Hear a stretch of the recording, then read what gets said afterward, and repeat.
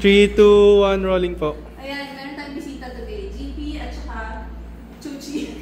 Meron tayong master perfumes na game today. So, magtatanong ako sa kanila. First, to answer correctly ng tatlong question, may libreng pistachio donut. Galing Dunkin. Dunkin pa naman. Akala ko kahit hindi sumagot sa amin. Hindi! Kailangan sumagot kayo. May bayad yan. Bakit may rules na? Tingnan mo na, diba? Unang mag-answer. Matagal. Question. Out of the 5 senses, the sense of smell is the one which least deteriorates over time. True or false? True, pag may nose implant. Wait na! May isa pa nga daw. Okay, o may isa pa. Talaga mo sunurin siya! What color is mimosa? A. Blue. Wait, A.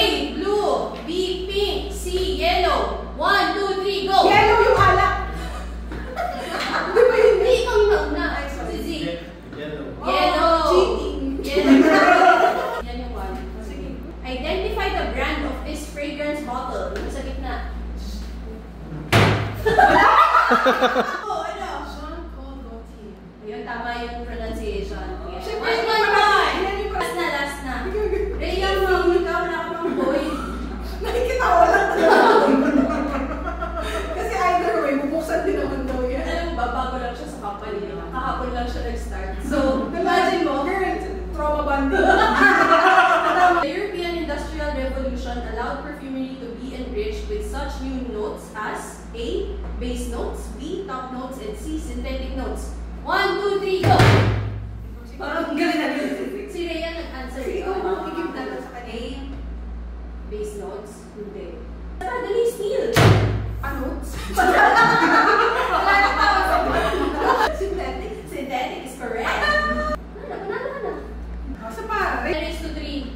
alam ko na para mas challenging. Ano? Hindi pistachio donut. Ano? Ang mananalo ng TV niya. Hindi na, tapos na yung game. Okay na, tapos na tayo. What is the technical term given to a perfume bottle cap? A. Hat. B. Cabochon. C. Caplet.